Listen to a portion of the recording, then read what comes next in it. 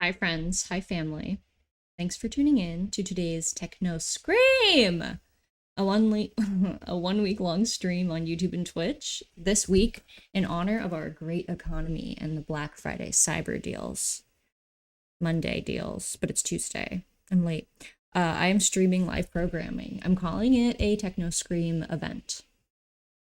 As consumers online, we have a big responsibility, having to click so many links and be on our best behavior while we're tracked from here to kingdom come. This series explores how we got here and ways to switch it up to feel less like an automaton and more like a modern princess who knows her worth. I'll be posting more updates throughout the week, but today's stream is on the history of labor and advertising. I want to start tonight's stream with a quote from Robert Henry, who generously wrote the book The Art Spirit. Robert says, "I am always sorry for the Puritan, for he guided his life against desire and against nature. He found what he thought was comfort, for he believed the spirit's safety was in negation. But he has never given the world 1 minute's joy or produced one symbol of the beautiful order of nature. He sought peace in bondage, and his spirit became a prisoner." Okay? That's from The Art Spirit, which is like a very good book. It's famously recommended by David Lynch, and it's really worth reading if you have the time. So, a brief history of work itself back to the Middle Ages. I'm going to insert a caveat, two caveats. One, this is a very UK, US based history lesson, but I'm doing it for a particular reason because the history in the United States and that I experience now was founded from this time, where colonies from the United Kingdom and the United Kingdom was taken over in the medieval era, and that's what I'm exploring. So, also, if you're like, ugh, history, then I would turn this off because this is a history lesson. And I would turn it off for at least an hour until the very end because I'm going to do history pretty much the whole time. But if you're not turning it off, then you are a geeky history freak. Welcome to the table. Okay, one more caveat is that I'm an individual. I'm not a doctor, not a historian. I'm not a certified teacher in any way. But I did take AP history in high school, so kind of a scholar. This is based on stuff I learned then and stuff I've learned since then. All right, so let's begin. It is the Middle Ages. You know it from 90s movies where the main character gets thrown into a kooky situation and finds a leading lady who's kind of hot and mysterious, but also she can ride a horse and shoot a bow. My favorite's A Knight's Tale with Heath Ledger. Rest in peace. The Middle Ages lasted about 500 to 1,000 years, depending on who you ask. It was just like this middle period. It was way middle. The way middle school feels like it lasted forever. The Middle Ages lasted so long that they had to be broken up into early, high, and late Middle Ages. Early, high, and late. The high Middle Ages were the Middle Ages, but they were the best time for the wealthy, so that's why they were called the high point. But not for everyone else. That was not the case. In the High Middle Ages, the law of the land was feudalism. Feudalism was a society in which the nobility and land-owning elite prospered, while the majority of the population labored on the land with limited opportunities for economic autonomy or political representation. Feudalism went hand in hand with manorialism, and manorialism is the organization of peasants into villages that they didn't own anything. Reset. That owed rent and labor services to the nobles, okay? This is like a 10,000 word document. Don't be scared. The peasants worked on what was called common land and thus were commoners. So that's where the word commoner comes from. It's because you labored pretty much for free on land that was called the common lands. It was not yet parceled up into little bits. It was, I'll get to that.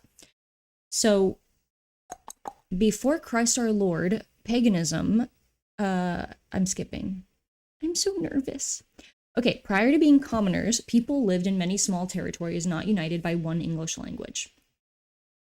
And they believed in multiple deities, and these were the pagan Anglo-Saxons. You might know them because of dragons and witches and fairies. That's what they believed in. They believed in multiple deities, some animistic. This is pre the Norman invasion, essentially, before Christ our Lord. The time check we're talking about is 1066. So I want to read this wiki blurb, but I was checking this out earlier, and I wrote in the middle of it, so it's not all from Wikipedia. But when this all went down, William I invaded and conquered England in 1066. He created the feudal system by distributing this newly acquired land that he acquired through domination amongst 180 barons, and they held that land for him as his tenants-in-chief. But this was kind of a superimposition. They laid it over an existing structure of people and other types of agreements that people had been living under. This land had shit going on. But when Will created this feudal system, he also promised the English people that he would keep the laws of the previous ruler, Edward the Confessor. So he said commoners were still able to exercise their ancient customary rights. And by saying that, he meant you were allowed to still be there, basically. But it's kind of a catch-22. This contract also bound the people who occupied the land to provide some sort of service to the baron. So I guess if you were a feudal peasant, it would really suck if it's been like 10 years into this and you're hoeing the land and you think like, oh, do you remember what life was like before when we believed in fairies and magic and we foraged and understood like the way the forests work? But now we're stuck on this plantation and we're basically only allowed to grow 3 crops because that's what they did in Rome. So one question I have, because we see this historically, is why do people who steal what isn't theirs always have to add in an extra little bit like, I care about you, okay? Like, you still have your ancestral rights. They're just super different. Like, I can be reasonable. I think it's twofold because they're probably terrified of you and they probably are a little guilty. They know it's not theirs, that's why. But at the very least, the commoners did have generational rights to the land they inhabited, but it was like that funny birthright, because legally they were not allowed to leave that land. So they had a right to be there, they had to work on it for free, and they were absolutely not allowed to relocate, according to this new jurisdiction. So they're kind of stuck. It's like the lock-in effect with emails. Like once you have a Gmail, you're not going to get rid of it. Over the centuries of the Middle Ages, the English economy at first grew and then suffered acute crisis after crisis. It was easy to grow at first because labor was essentially free, so you could only go up from there. It grew a lot. To feed these growing populations and to produce wool for export for other parts of Europe, they needed more land. So many hundreds of new towns, some of them planned, some of them not, sprung up across England. It supported the creation of guilds, charter fairs, and other trade-focused shit. Much of the land came at the expenses of the royal forest. So there was a population boom, and they needed to expand quickly, and so they cut down royal forest. Does that sound familiar? During this time also, as well, that many of the famous castles of England were built. William I was obsessed with building castles as places of refuge for him and his barons to shelter in should there be a revolt or uprising or any kind of small disagreement about all of this from the newly conquered people. And they needed a lot of castles to go in between them. That was like the best way to subjugate, to like scurry and hide. But yeah, so once these Christian Norman institutions under William I got a hold of England, they kind of sucked everybody dry until they were on to the next thing. And the next thing's always inevitable. And I can only imagine that this is what happened to these people before they were conquered. Before they were conquerors, because I did not go the year 900 for this delve into work, but I'm pretty sure that it's a snake eating itself. So you might know the word. Oh, okay. So this expansion of manorial and feudal subjugation led eventually to famine. And it also led to other shakeups. And all of this stuff is one of the reasons, inevitably, why we are where we are today, which is why I found it fascinating. The first thing that happened from this period of feudalism was that eventually people started to question the divine right of kings. And it was because of all these shakeups that kings like couldn't handle it. So they started to have parliaments. And the parliaments were from the French word parler, like we got to talk about this. And the parliaments were for the elite only, and they were not one, they were many, and they were sometimes done in secret while the king wasn't there. It was kind of drama. But parliaments happened and eventually led to parliament. Ooh la la. So I want to read this French sentence to you. Nous sommes en train de parler, sauf qu'en ce moment, c'est moi qui parle plus. That means we are talking now, except I'm speaking a bit more. But I just learned that the word new is like loser term, and they just teach it in French class to make you sound stupid. It's too formal. So my sentence was super formal, but that's okay. I used Google Translate. Anyway, the Middle Ages just dragged its hot self on, and everybody had to just labor. Early, high, late. Early, high, late. Why not beginning, middle, end? Because this is where you can tell history is written by the victors, because they could have just called it beginning, middle, and end, but it must have offended somebody, and they never asked for it to end. It just got late. So in the late Middle Ages, in 1347, there was a pandemic. It was a doozy called the Black Plague. Well, it was called the Black Death, aka the bubonic plague. But I just realized that I'm going to switch cameras. Okay. What? It's frozen there? That's me fixing the camera. Okay. We'll keep going. It's live. It's live. I'm talking about the Black Death. Where is the Black Death? Scrolling. Okay, the Black Death was carried by fleas who rode the backs of rats into every town all over Europe and beyond, and sadly, this plague killed about a third of Europeans. But I read that sometimes, according to who looked at this, because there was very bad record keeping, that it was mostly half, actually, of the population passed away. And many of those who died in this plague were the laborers, skilled laborers who were necessary to the structure of this whole feudalism, manorialism shtick. Think iron workers, wool pullers, meat carvers, especially those who would labor on this massive agricultural estates of the landowners, the commoners. So I'm reading like some grown-up text from brown.edu. Social and economic effects of the plague. People abandoned their friends and family, fled cities, and shut themselves off from the world. Funeral rites became perfunctory or stopped altogether, and work ceased being done. Some felt that the wrath of God was descending upon man and fought the plague with prayer. Some felt that they should obey the maxim, eat, drink, and be merry, for tomorrow you may die. The society experienced an upheaval to an extent usually only seen in like a carnival. And that's not normal. This is going to be tough for me to keep all this text in my head. I'm going to keep going though. So eat, drink, be merry. Okay, because I'm just going to paraphrase. Faith and religion just fell apart for a minute after the plague, because everyone was praying and they're like, why me? Why God? Why? And a lot of the clergy died. So people who might have been meant there to like fix those wounds that were being created, they had also passed on.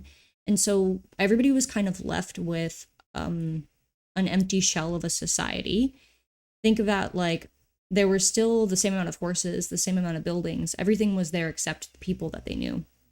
And this went on for like 7 years of death. And it was kind of like the flagship of many diseases that started to affect Europe, like smallpox and the flu and the one that's really terrible, typhus. So it's like a tower moment. But it's also worth mentioning that this plague didn't just strike England. It was a global plague as far as like it touched Europe, Eastern Europe, the Middle East, and North Africa. And in all of those places, 50% of the population passed away. So change is afoot because there's less labor now. And the balance of the have and the have-nots shifts at this time because there were not enough people to do the work, and especially not for free like they were before. So people started going to different towns and saying like, hey, I'm a cobbler. Do you need a cobbler? And they'd be like, yes, we need a cobbler here. And he'd be like, well, it's going to cost you. I'm not a freebie baby anymore.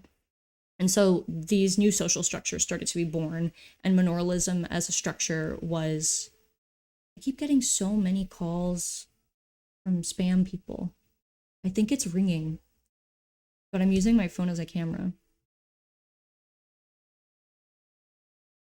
Well, I'll just talk about how this is an incredible thing about that we have a very limited availability to us of privacy these days, and that because we're connected all the time, someone can constantly contact you that you don't know. And it's like a catch-22. But let's keep going. The phone stopped ringing. I'm not even sure if you could hear it.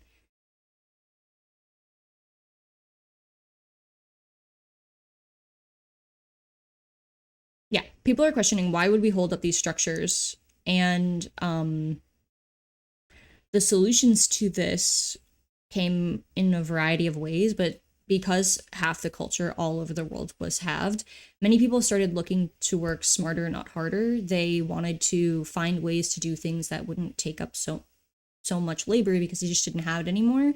And like, for example, to create the clothing that people were wearing at the time, which was largely wool or silk, but to make like a wool garment, it could take up to 10 people to just hold down the wool in different places and like inch it so somebody could like smash it. It was not easy. Work was not easy at the time.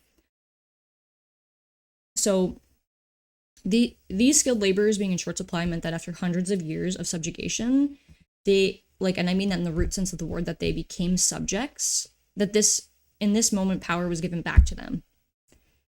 Instead of people labor or animal labor, people were switching up to water power milling, shooting guns instead of bow and arrows, and turning to pastoralism in industry instead of like farming really hard. Things were still very hard to do, but people focused more on lighter labor, and for the most part, rural immigration to cities starts happening and regions begin to specialize. I'm thinking of like towns named after cheese. But the gentry needed to be in control, and they needed laborers. And just because things had gotten more complicated doesn't mean they still didn't have the right to lord over people, you know? Me lord. The noble elites were parlaying all over the place about how to stop civil unrest from ruining their manorial systems. So they started to come together in a more like legal sense and pass ordinances. They started to make a lot of law. And the first one of the most early labor laws in history is called the Ordinance of Laborers. It fixed wages and imposed price controls. It required everybody under the age of 60 to work, and it prohibited the enticing away of someone else's servants and other terms. So they tried to make it illegal for somebody to kind of go to a new place and say, I have this skill. It wasn't necessarily legal before, but everything fell apart and people were trying to do what they were trying to do. And these noble people were saying, you cannot move. You cannot change any of the status. The status quo must stay in place. And everyone has to work. That was like a huge part of this ordinance, that you have to basically be a laborer. So they did this to increase the available workforce following the Black Death. And they made idleness, essentially unemployment, an offense. So that's just a big thing to take into account. If you didn't work for someone else, or if you asked for help on the street, you were illegal and you were a vagrant. A vagrant was a person who could work but chose not to, anybody under 60. And having no fixed home or lawful occupation, had to resort to begging, which is what they would call people, even, I imagine, as a scapegoat word more than anything. Vagrancy was punishable by human branding or whipping. and vagrants were distinguished from the impotent poor. The impotent poor was another thing. At the time, they kind of took anybody who was orphaned, unable to work, impotent, able to work, not wanting to, and the elderly, and they were kind of all smushed together. So you weren't allowed to choose where you worked, and if you refused or tried something else, you were a vagrant. If you asked for help, you were a vagrant. According to Derek Fraser, the historian, the fear of social disorder following the plague ultimately resulted in the state, and not a personal Christian charity, making the state became responsible for the support of the poor for the first time, because what happened was they passed this ordinance, and individual communities are like, well, now you're making it so people have to stay in our town who may not even have work here. They can't go anywhere else, but we have to feed and house them. So the state said, no, we'll pay for that. And it started the beginning of a welfare state, basically, based on the needs of what the noble needed. So instead of allowing the world to change how it might have naturally changed, they had to control and be like, we know what's best for the big population. What's best is that we stay on top. Okay. But it's always concessions, right? It's like your parish has to keep these people here, even though they could go somewhere else. And it's this like intense need to control, but pretend you're not. Unfortunately, fortunately and unfortunately, this ordinance was very hard for the noble people to really pin down, because remember, they had to like run across the country from castle to castle. They're not always hanging out in the middle, especially after the plague. Most people weren't hanging around different places. They didn't want to get sick. So 40 years later, they're still struggling with this whole thing after the Black Death, and they passed the Statute of Cambridge, which basically says, again, you cannot go anywhere. You must stay in place, okay? Yeah, just keep struggling with this. I have stuff written down, but I kind of just said that. I just have to go back. Oh, yeah. What pisses me off about this time the most is that they cut down a ton of these rural forests, and then half of them died. So they like sacrificed all this beautiful nature so people could be in slavery, and then everything they created went to shit, and then they cut down these forests that can never be replaced again, because you don't just get old growth forest back. We're seeing it today. So it's like a game of cat and mouse going on, where there's like a big thumb trying to press down to define things and keep them fixed under their set of rules constantly. But most generally, people are looking for freedom during this time, freedom from labor, because this is where we're getting technology trying to make things easier coming from. At the same time, we're getting the age of exploration that's starting to happen around the time of the Black Death, and we're getting there was something else that happens.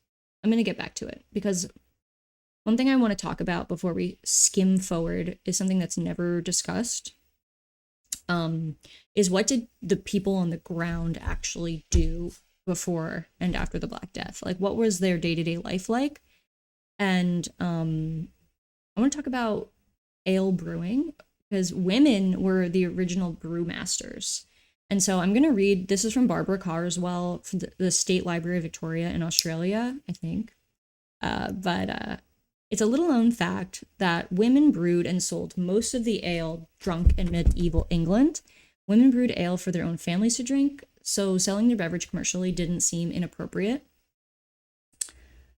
Yes, this is going to be my first photo I show you. Okay, so this is a detail of a scene of an alewife approaching a hermit with a flagon, and a broom is hung over the front door, which indicated that her house was a cellar of beer and ale. Basically, ale was this important source of nutrition in the medieval world, and it was one of the three main sources of grain in the diet, along with pottage and bread. So women were expected to take part in every single part of the labor but they were thought of as an extension of their husband. So it didn't matter really what they did or what they earned. It would just go back into the pot under the label of Ralph or John. But they did a lot of work, and I find that to be really cool. And what I notice as a pattern in history is that women are often doing this like soft labor, but later in history, it will become man's work when whatever the men were doing, whenever men needed like more jobs. So after the Black Death, though, men began to take over the brewing trade, and by the late 1400s to 1500, the demand for ale fell due to the mounting popularity of beer. Because beer brewing was expensive, it required access to substantial capital and credit for the equipment needed to manufacture and transport the brew. It also required more labor than like one household could provide. So during the medieval times, a lot of women would run this like kind of like pseudo store out of their house that they sold ale, they sold like things that you may need, and they sold them for very affordably to their neighbors. But after 1350, this kind of stopped because the mercantilism of more parts of life were touched by mercantilism. I could say that. All right, so back to the camera. Let's see if my wide camera, no. It's because someone called me. Whatever. Okay. Is there anything else to talk about from this time period before we move on?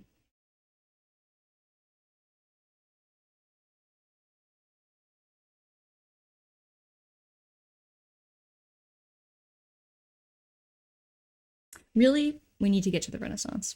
So, like I said, the age of exploration started during the Black Death, and there was probably like 300 years between that and then the Renaissance happening. And it happened in different places. It came to England like dead last. And that's fine. It's not a race to the Renaissance, since Renaissance just means remember and knowing. We are all having a Renaissance all the time now. Simultaneously to the Renaissance, the Age of Exploration was also happening, and that is a kinder name for the beginning of colonization. But it's not a direct name because, like I said, everyone was exploring after the Black Death. And, but I do believe that the Age of Exploration gave way to the allowance of imperialism and colonization. I didn't do deep research on this time period for this, so I'm not going to talk about it because who knows if I know what I'm talking about. I gotta make sure. So people were remembering, while they started to pick up all these different specializations, life got better for peasants because they had a little bit more of a ladder they were climbing, and a lot of different people could become the master of something, and then they could hire apprentices and they could get better at that, and the skills were going up, up, up. And then at this time during the Renaissance, people were dreaming. They were getting so dreamy. They're remembering what imagination and life was like in antiquity, which was pre-Middle Ages, and they were flexing their brains and painting and changing perspective all over the place. And they were trying to do more with less, and maybe they missed their relatives too. From 1300 to 1500, people labored to meet the needs of hyper-local communities, and most labor was outside. I want to make that stress that everything was done outside, but now things are starting to go inside. Women worked, but were considered extensions of their husbands, even though they did work in equal parts, and then also reared large families. Always the bridesmaid, never the bride. During the time from the 1300s to the 1600s, people had gathered a degree of dignity about their labors that they were forced to do. In 1450s, the population expanded and rose beyond the initial people who were pre-Black Death. So this is where we start to get those cool ass names. You know, you couldn't just know John from your parish anymore because you had to know from which parish or from what does he do. So people got surnames, and the surnames were determined by your profession in the pre-industrial economy and by location whence you came, John Smith. During this period, the land was not yet parceled out, so it was common still. But there was a transitioning happening with land because people were thinking of lazier ways to make money. So everybody's like, what are my resources? How can I not lift a finger? So manoralism, which did get disrupted, was slowly being replaced by the advent of a currency-based economy. And there was also something called agrarianism. And I read the page for agrarianism, and it is vast and split off in 1,000 different places. But I'm going to read you the Wikipedia definition of this new thought form happening at the time. Agrarianism is a social and political philosophy that advocates for rural development and rural agricultural lifestyle, family farming, widespread property ownership, and political decentralization. Those who adhere to agrarianism tend to value traditional forms of local community over modern urban modernity. Agrarian political parties sometimes aim to support the rights and sustainability of small farmers and poor peasants against the wealthy and powerful and famous in society.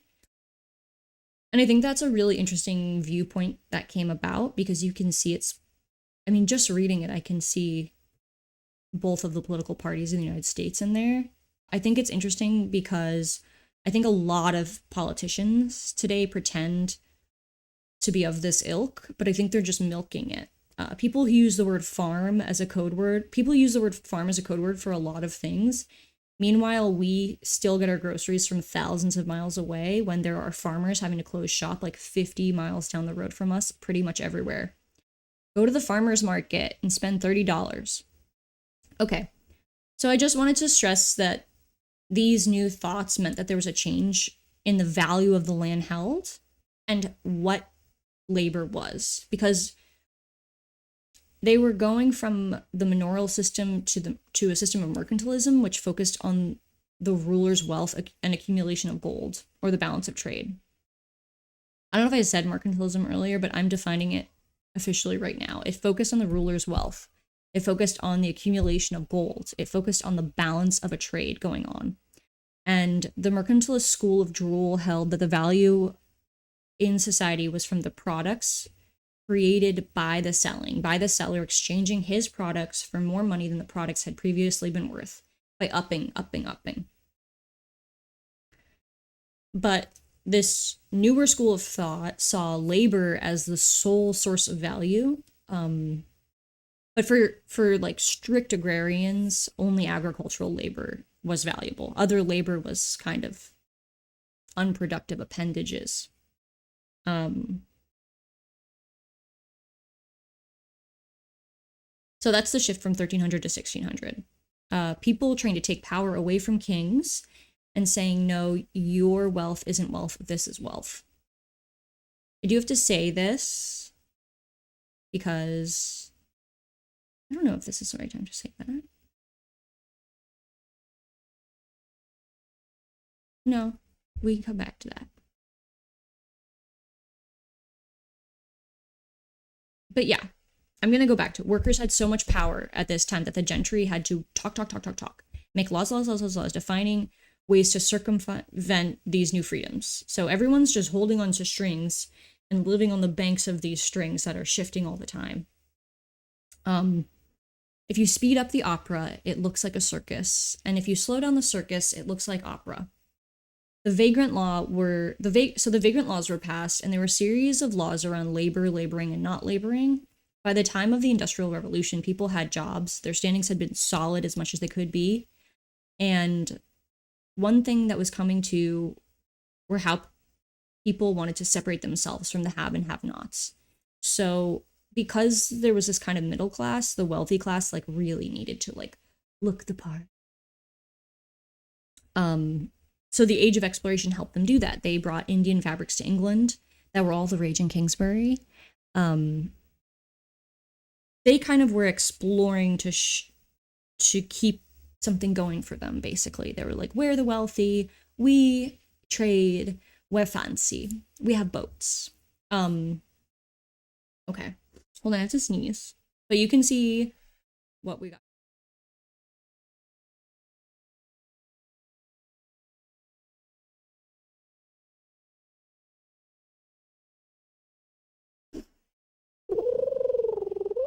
Okay, so now we're going to go into the next chapter. The next chapter is about another big change. So basically you had the Black Death, things settled down, but then, and remember England is, during that time that things settle down, England becomes this like insane wool exporter. They are known for wool across the land.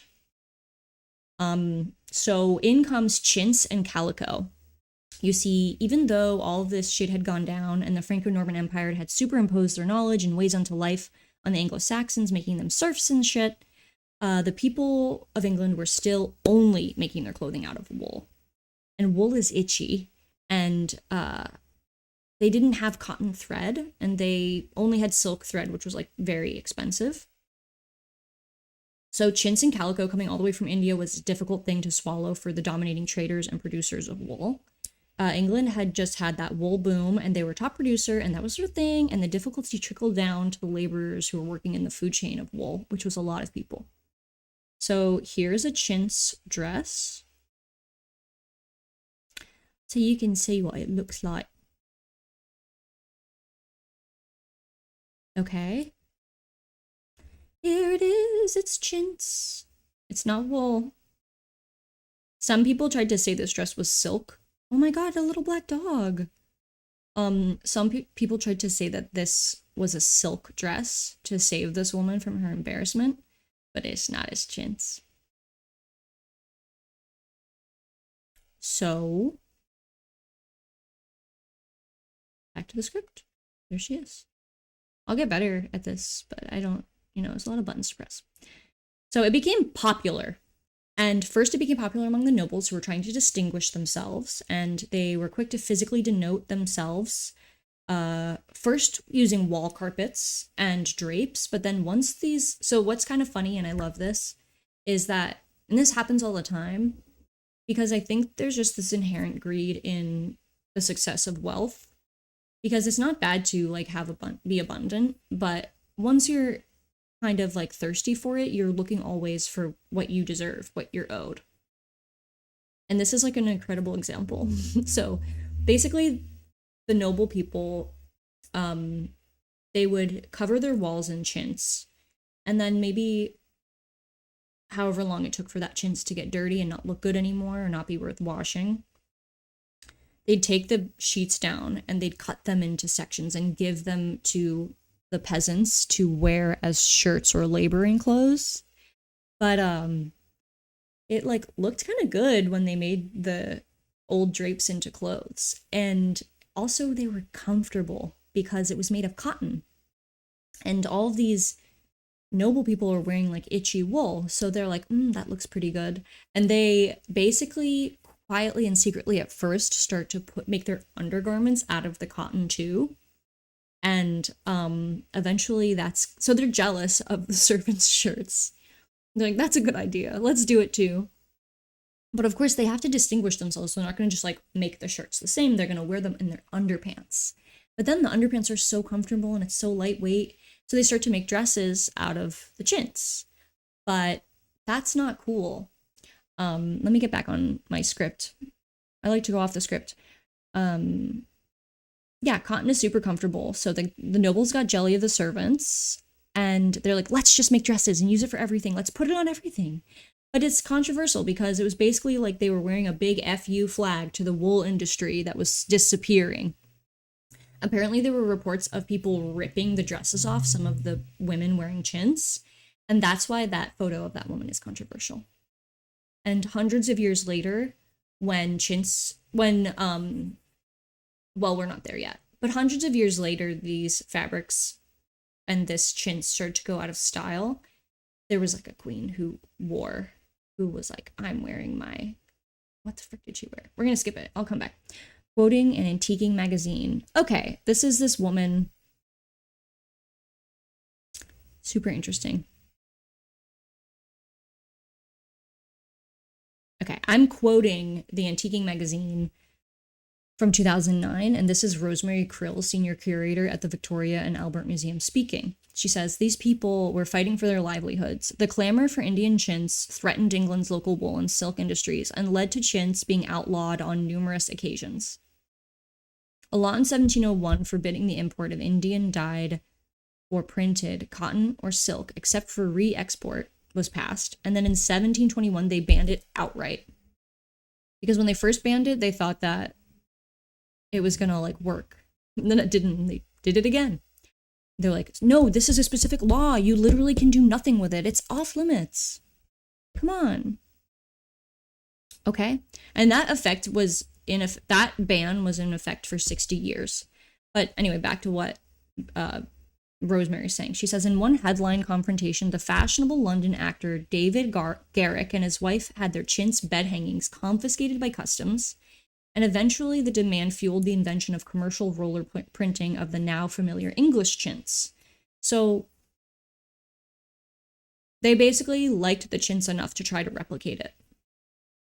But them and their ordinances. So let's talk about the people who primarily made this wool in the down and dirty. Medieval cloth production was extremely labor intensive. It required smoothing, combing, spinning, and washing of wool, which was all work done by women. These tasks required very little capital, and they could be useful for married women to supplement their family income, even though it didn't pay very, very much. It was like that extra bump. And that work could be picked up during spare moments and integrated with other economic and domestic activities. And it was helpful for elderly women to do parts of the labor. So it sounds like also the women of the Middle Ages did everything, and that life was wool in England. So, but by the time of chintz, England did have another cash crop floating up, and that was their 13 colonies. They had done it. They squeezed England dry, and they moved on to a new continent they could squeeze dry. They were expanding and reigning the same type of horror they did to the Anglo-Saxons to the now native tribes of the United States, and to the poor sops who believed the hullabaloo about how cool it was there. And they had a whole new type of free labor, which was indentured servants and a resurgence of slavery, which they had previously been like, not cool. But now they were like, we need it. It's fine. Look, if the noble elites couldn't subjugate their own people, they were just going to have to find someone new to pick on, and they did. But this is an entire saga, which we cannot talk about because I didn't spend 3 days researching that. But I want to just make it known that this is a pattern.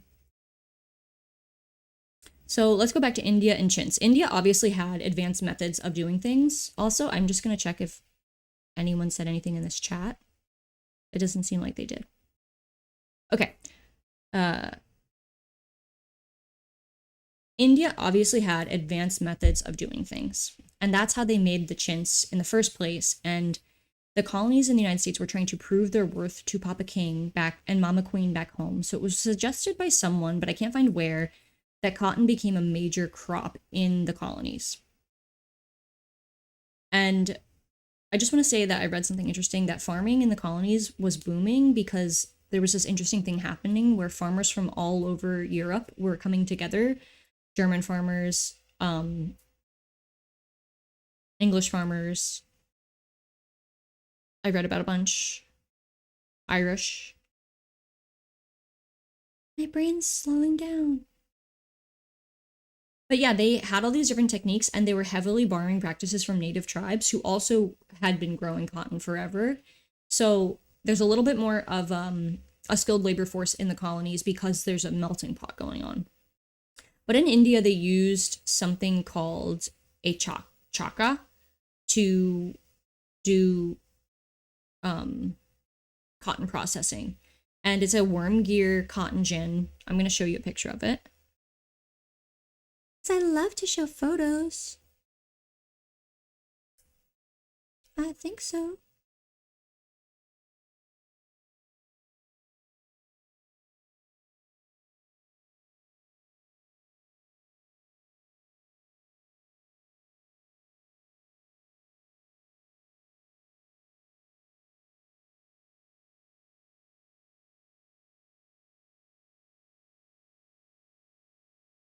So this is a picture of the Indian cotton gin. And it's kind of funny because we always say that the Industrial Revolution was like that somebody made something out of nowhere. But really, like most things are just borrowed and ideas are transmuted. So Eli Whitney, who's credited in the United States for making the cotton gin, just borrowed information he received from India to make a cotton gin. And they were using these cotton gins in the United States. Because of this, they needed a large labor force because, and you can read it here, It was reported that with the Indian cotton gin, which is half machine and half tool, one man and one woman could clean 28 pounds of cotton per day. With the modified Ford version, one man and one boy could produce 250 pounds per day. And if oxen were used to power 16 of these machines, and a few people's laborers was used to feed them, they could produce as much work as 750 people did formerly. So yeah. This is making a lot of cotton.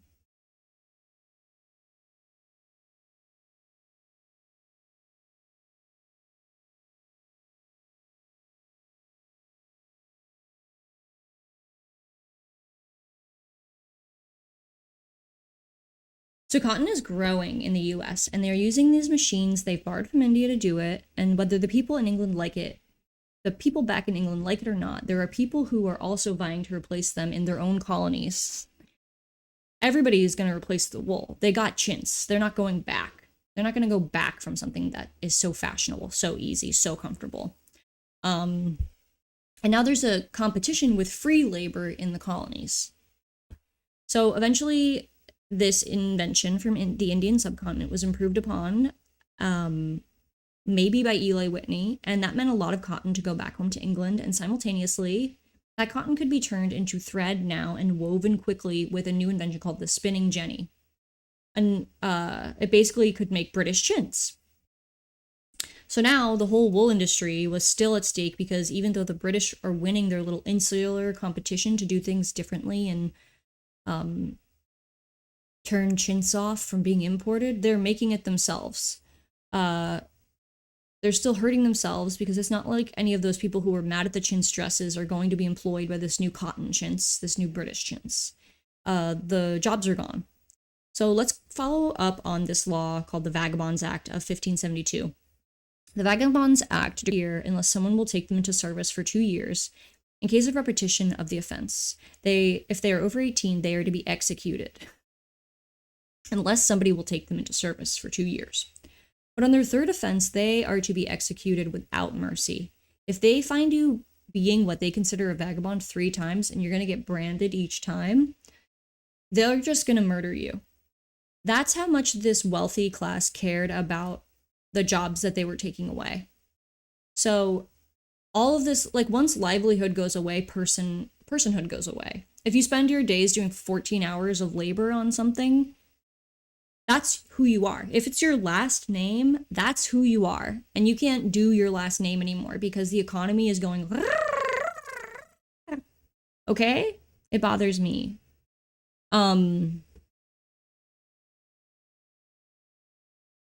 The other option, if they didn't execute you, is they would exile you to the plantations in America to work for free. So you just had to go back to where you came from, working for free for the man.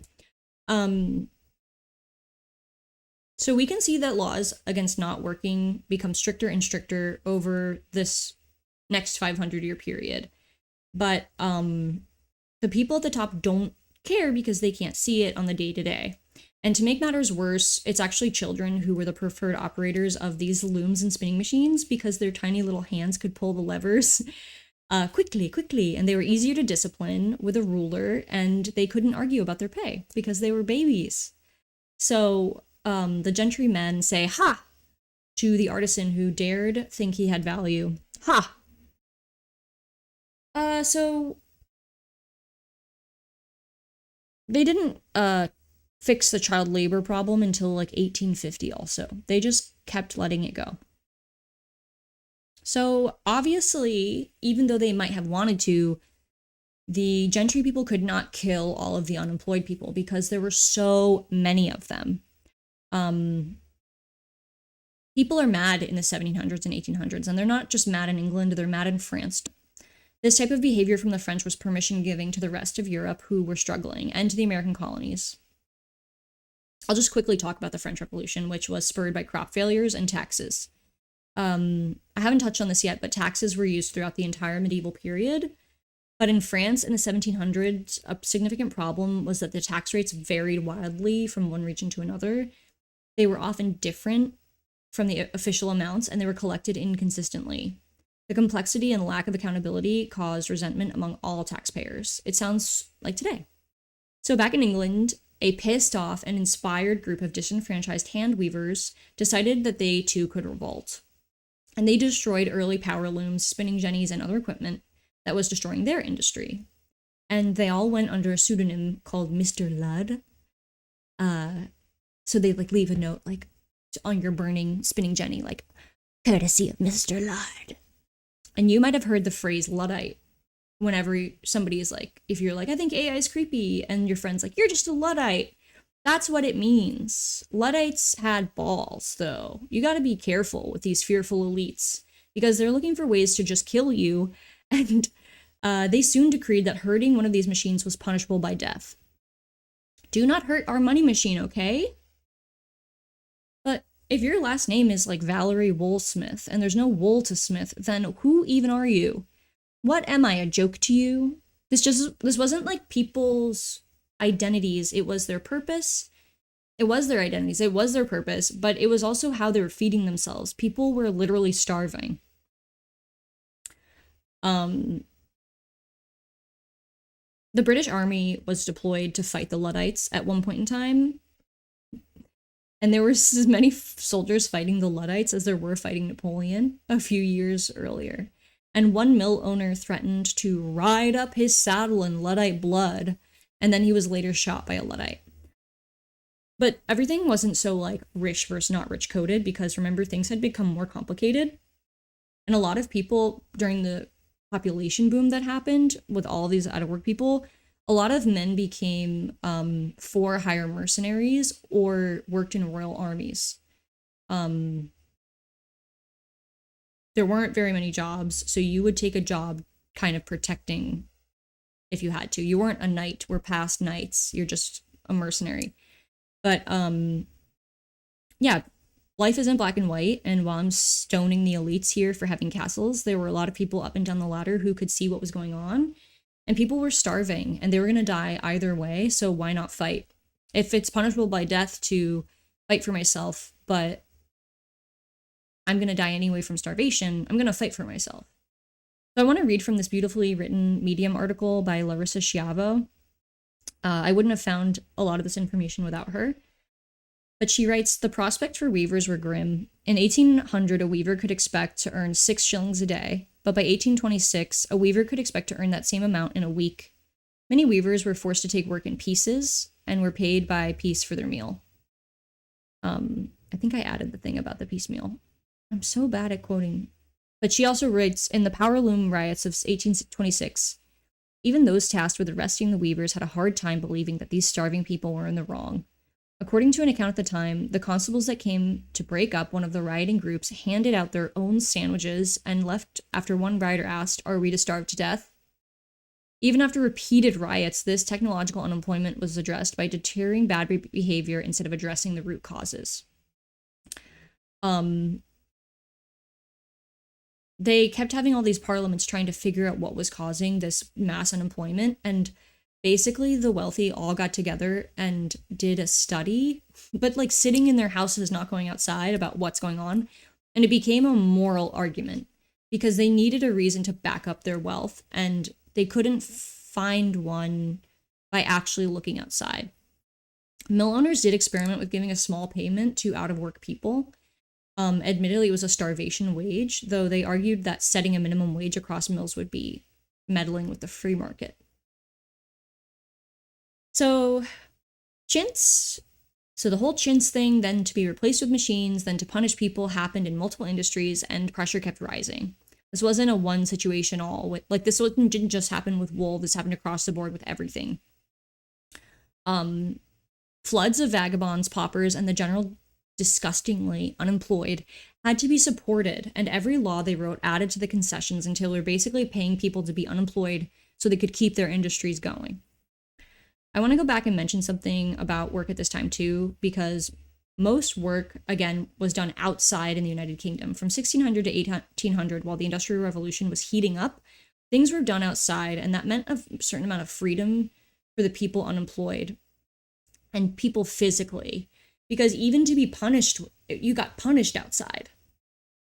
But the government would give this support to the massively poor called outdoor relief. Money would be given to the needy by the county to cover necessities while letting folks remain in their homes and doing stuff on their farms or in their little plots of land. But the wealthy people paying the taxes that paid for the outdoor relief did not believe that the unemployed even had rights to live.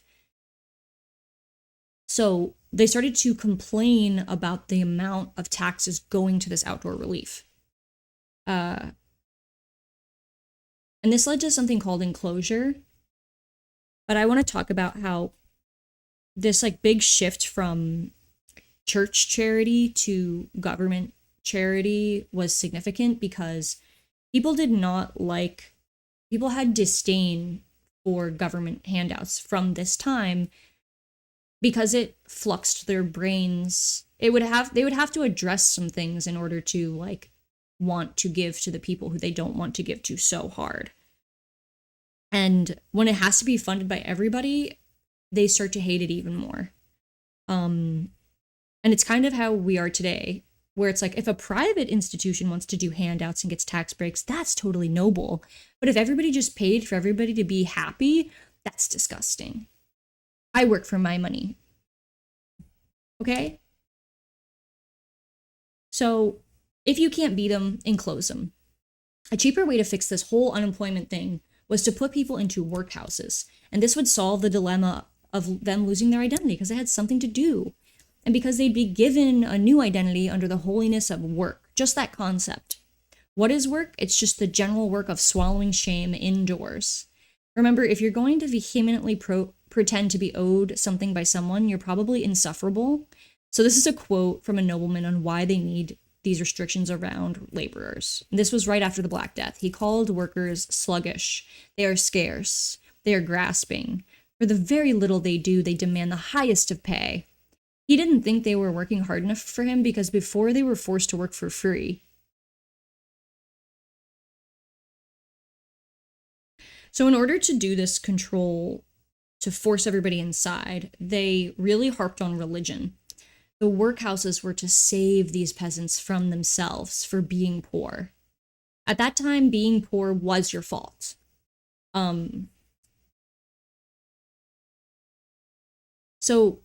But ironically, to pay for these workhouses that were going to be built all over England, they had to be paid for by all taxpayers in each individual parish. So the tax burden for the new workhouses was paid by everyone instead of just the business owners who were actually the ones profiting off of keeping people unemployed. So enclosure was sad for people. Their beds were shaped like coffins, and for the longest time, they just threw everyone in there who wasn't working, orphans, the elderly, the insane. They beat them, they branded them, they knocked Bibles across their lungs, their heads, not lungs. This all sounds really motivating to me. I'd be sure to know how I can be helpful sleeping in a room like this. I'm going to show you a workhouse.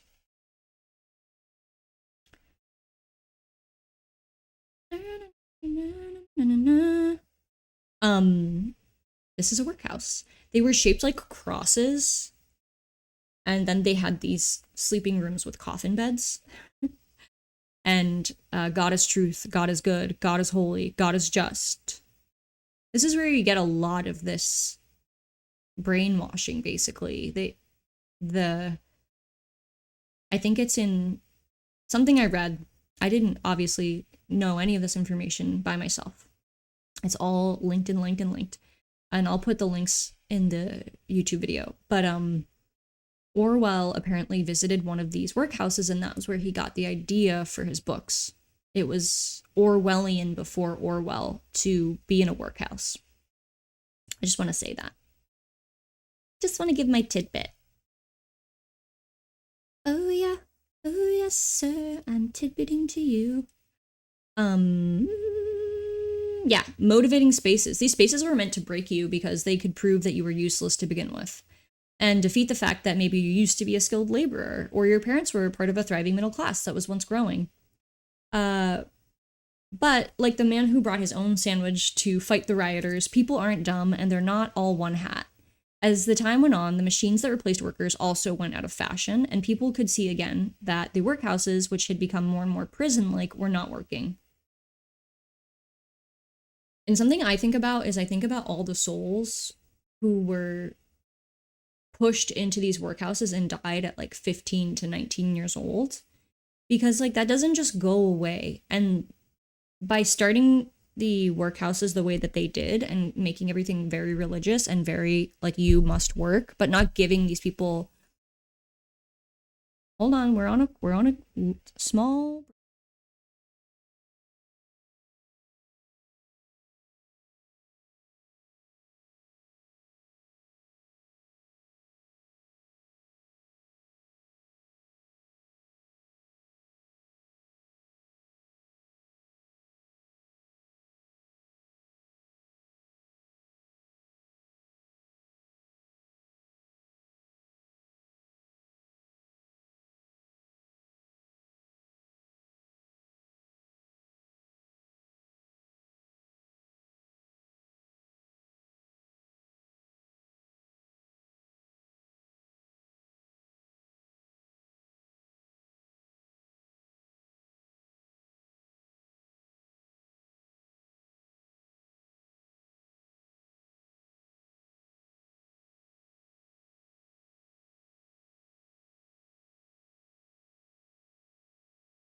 okay, we're back.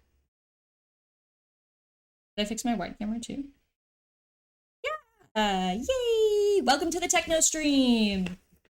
This is a Techno scream. Okay. That's a workhouse. Wow, it's all fixed. Okay. So, they really cemented into people's heads that if you're not wealthy, you must be used in some way. You cannot be idle and you cannot self-direct. If you sit idle, you waste. And today is not so different. Many of us are in full enclosure. If not most of the time, then at least when we're at work. And today we have our own looms to sit on. These new frontiers found from the 1300s to the 1700s were all eaten up. We've cut down the royal forests of the world to feed the growing masses. We have agricultural revolutionized ourselves all the way to pesticides that are slowly killing us, that keep the leaf green. And we've got so many forever chemicals like long chain ammonia and mercury and little bits of plastic in our bodies that it is a big question how we will go from where we came to where we're at. So it's no wonder to me, after going through all of this, that the elite of today yearn for outer space, because that's part of their pattern. They wreck and ruin, and then they're on to the next. They always have to have more. Meanwhile, you have to keep the trades up, produce.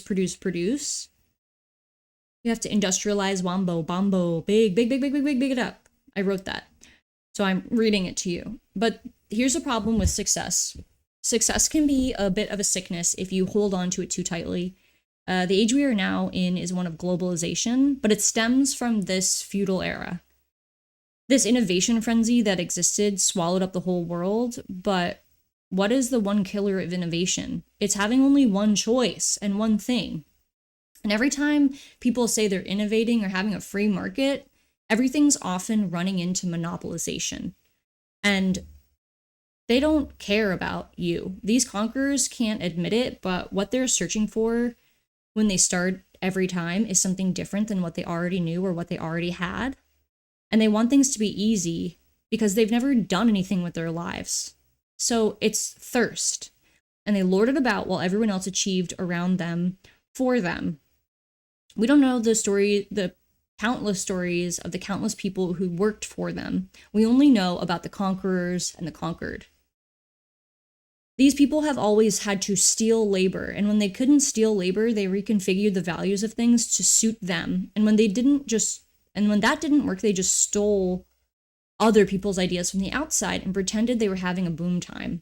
But real innovation doesn't fear competition. Sure, it's inspired by competition, but it's not annoying. So once you're successful, you might do anything to hold on to your version of success because you don't want the world to change and you don't want to lose your success. But that fixed version that came from the feudal era, or maybe even the Jim Crow South, that's because people are comfortable. They're comfortable being on top. But the truth is that it wasn't theirs to begin with, and at least not like that. That's why they painted their faces white and powdered their bonnets. That's why they build caves underground and pump oil from here to Kingdom Come, even though it's been known as a death sentence since the 30s. It's because they don't care, because they're consumed with greed. And if lots of these wealthy people going back to the feudal era just got a nice hobby instead of playing the only game they know how to play, which is to rig the system, they might find that they have much more important purposes on this earth. And this puritanical bullshit is a waste of their time. But unfortunately, we didn't and have not yet had that outcome for the ruling elite classes. They have all bunkered up and they're eating Dubai chocolate and sailing on their yachts. Most of them are hiding and you've never heard of them because they're the quiet types. And they've got so many different types of soldiers around these days. People who would be unemployed if not for labor that ultimately was there to protect a very small amount of people's interests. They make content to brainwash you in content farms. They pay lobbyists to rewrite laws in their favors, often in plain sight while you're working your ass off at your own content farm. And they all have us chained to our little computer machines. Oh no, I'm on this. And they've turned us from commoner to worker into consumer. They've gone from industry to investment to information. They've pillaged the land, our homes, and poisoned our waters. And so the last frontier for these freaky bloodsuckers is actually the storyline they cling to. It's their version of reality. It's the human mind that they're looking to conquer. Because they have a new value for what wealth is, and that wealth is you, the consumer, and what you know and the information they can get about you. The consumer is now what is consumed. Everything you do, what you eat, who you are, who you know, how you know it, and why you know it, and all because of one man whose uncle we know very well in the health and wellness sphere, and that's Freud.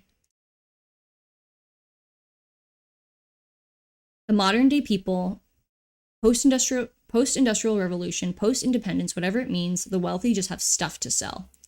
And Mr. Freud had a fancy pants nephew named Edward Bernays, and Edward loved propaganda. He found out about it in World War II, and he loved it so much. Hold on, I have to take it. I'm thirsty.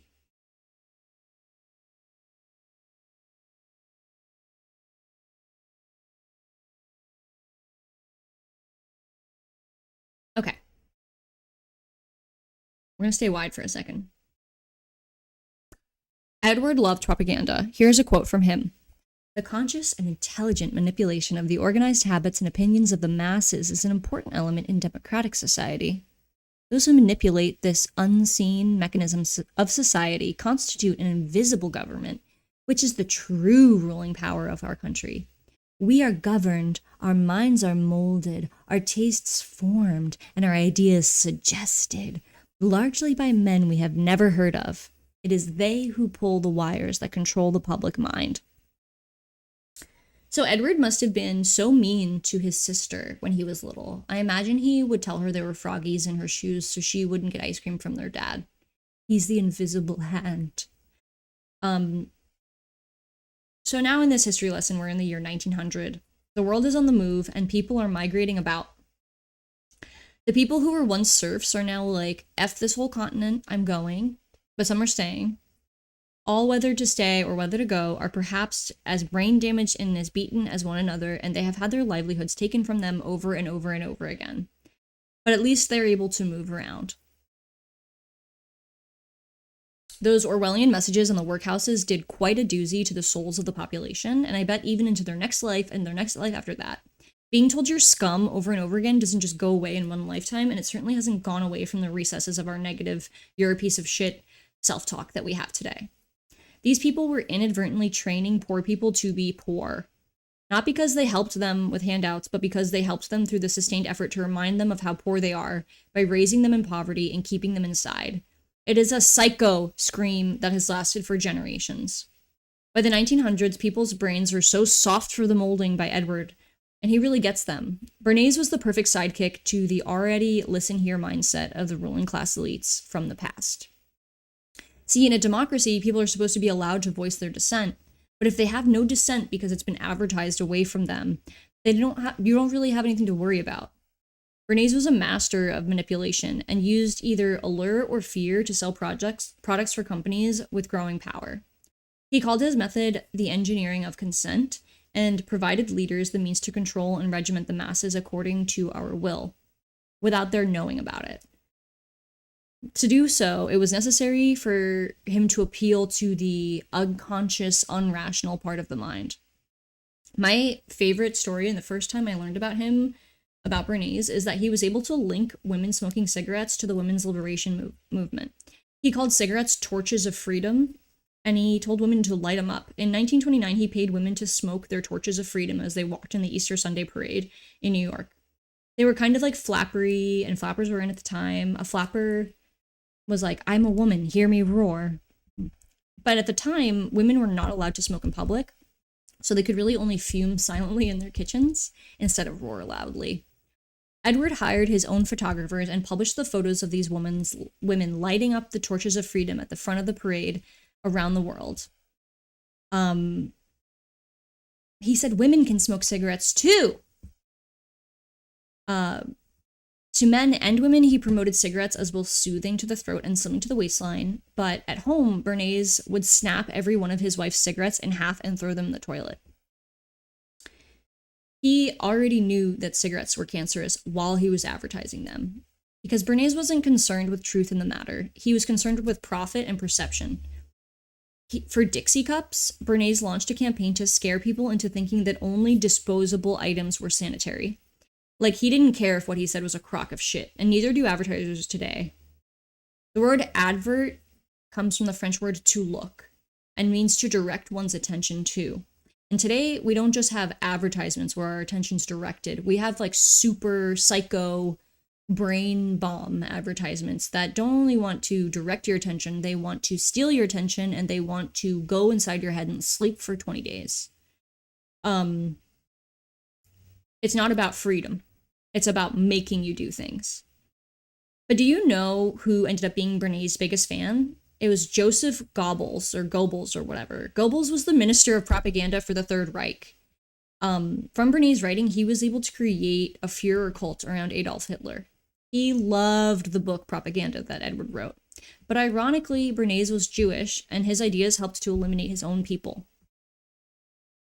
And we'll come back to Edward later in the week, but for now we can look at a plan that he would have clapped his butt off for. He would have skipped up and down and fed his wife cigarettes at the excitement of the brainwashing that can be done today. So take a look at some modern day brainwashing.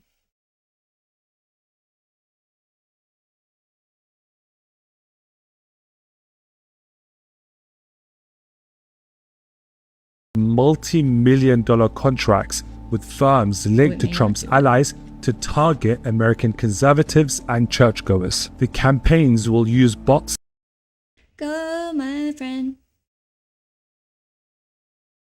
Go, my friend. Yeah. Okay, so fast forward history. Israel is now the one doing a genocide, and they're using bots and geofencing to target U.S. churchgoers. And I wish the video would play. I'll link it below, but it is so gross.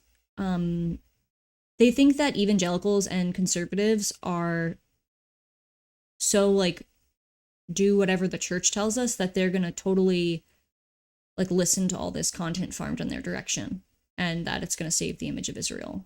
But what I think is very uncomfortable is that they can literally target people down to their church, and they're going to literally, it says in the video, but like they have the exact number and the exact people they're targeting, and they're going to target those people specifically. And what that does is that creates a world around people, and it's like a shadow of reality, and they shadow reality to us constantly. So we'll get out of that. God is truth. God is good. God is holy. God is just. What we say is it.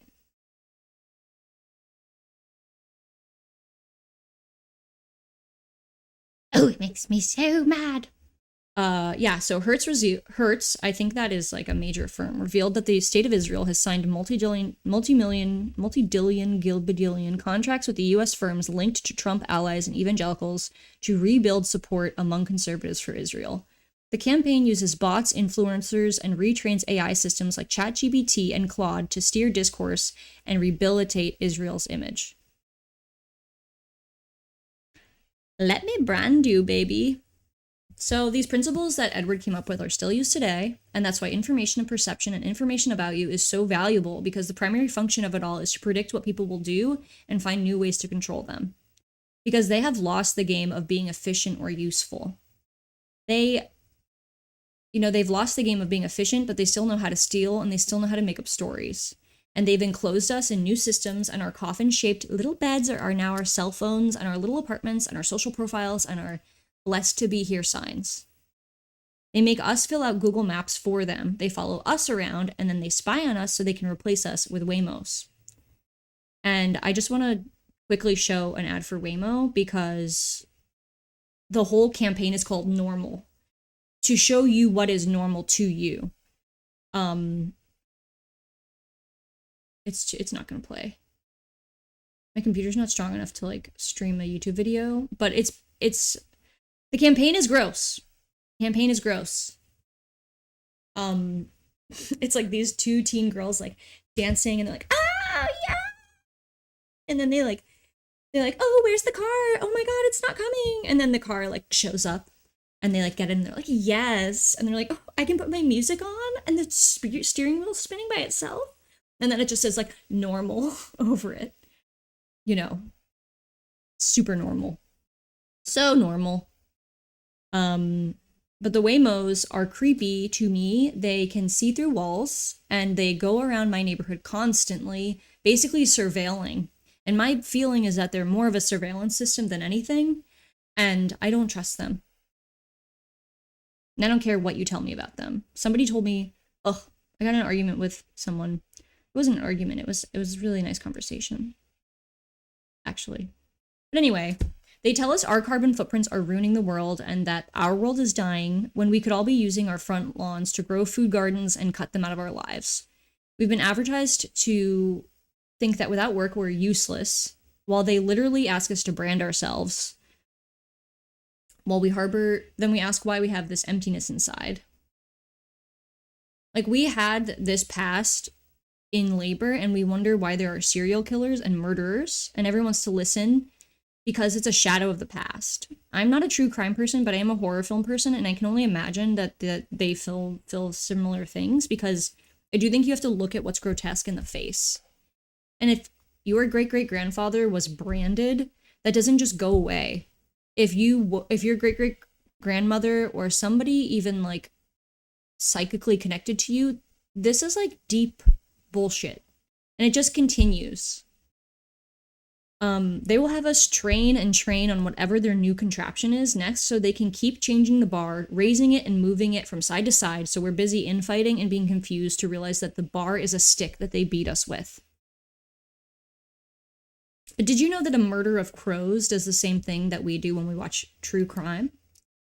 A pack of crows does a very similar thing, indeed. When one crow dies, all of the other crows gather around her or him, and they have a look at what looks to be like a little funeral for their brother or sister. By observation, it looks like a funeral, but these murders of crows standing around a dead body all together serve solely the purpose to understand what went wrong with the crow. Why did he or she pass on from this world? Was it a hunter, a car, a disease? And they use that collected information to do better next time. So I'm the murder of crows, looking at why we all feel so guilty about work, yet the livelihood of our work is taken away from us day in and day out. Every single industry stripped of what it could have been. And they continue to try to shape us into smooth little brains. The consumer is the consumed, the producers, most of which are gone and have become sort of mitigators, middlemen, rent seekers, parasites, are consuming the earth blindly, and humanity for them seems to have nothing to do with reality, because there's going to be nothing left to consume. As taxpayers, we subsidize them left and right, and we pay for bombs, and we pay for them to bomb our brothers and sisters with tests so then they can come bomb us too when we get out of hand. If you slow down the circus, you realize it's the opera. If you speed up the opera, you realize it's a circus. What do most people do for jobs all day? In the United States, they either move things around, tape up stuff, put it in boxes, answer emails, answer phones, advertise to other people, do business to business, or manage people's money or data. They build incessantly and are part of they build incessantly and they're part of the industry of construction, demolition, fabrication. So what is it all for? So I can buy my furniture from IKEA and still have to buy it, but build it myself, because all the furniture manufacturers have gone out of business here. And while we do this work, we're incessantly tracked. Skilled labor is eaten by industry that constantly continues to offshore it or improve it by getting rid of it. I guess you can't catch a bag of snakes while they just keep slithering out. Why is a box of cereal $8? As workers, we give them our lives, and now they can't even provide pension plans for people who work for them. Employers and businesses ask us to be perfect little angels while they play games with the bar of what a good employee is and make way too many t-shirts and plastic Funko dolls. You know the opposite of all this bullshit is? The opposite of what it was during the feudal era? It was to let people live life on the land they were on. It is taking care of the earth and figuring out a way to pause, slow down, and take stock in what we're doing, to take pride in where we've come from, to make amends for what wasn't right, and to breathe.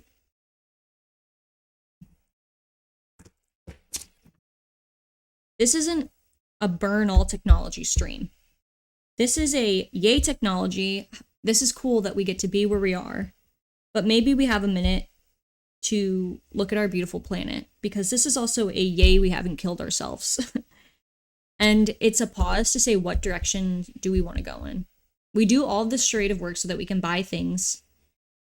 And the time that we buy things the most is Black Friday. And now in conjunction, Cyber Monday, which is also Black Friday, which is also Prime Day, which is also Christmas in July. So thanks, advertisers. I want to talk about Thanksgiving, because I originally meant to do this on Thanksgiving, but back in the 1930s, Thanksgiving used to be a week earlier. But Thanksgiving's relationship to Christmas shopping led to controversy. In the 30s, retailers wanted to start their sale season earlier than Thanksgiving, but it was like, poo-poo, you shouldn't do that. It would be a little, like, gross.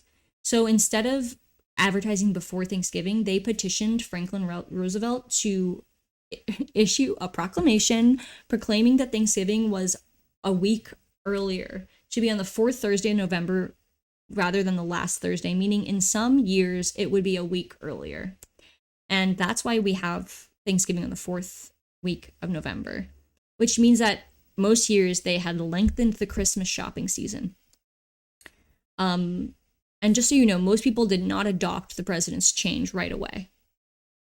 And did you notice that 10 years ago, Cyber Monday was a bigger deal, but now most things are online and it's just become one long weekend of insane shopping?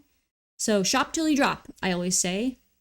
So from here, I want to say thank you for listening to this first iteration of my Techno stream, my Techno Scream, because all this history has real consequences and people their souls break from it every single day, from this like bullshit being shoved down their throats.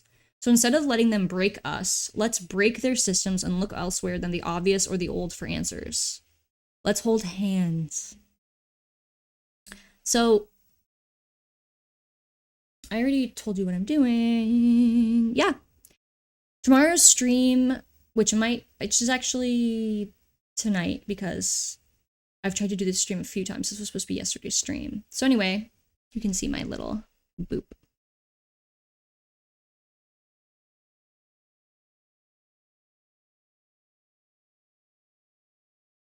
You hear me?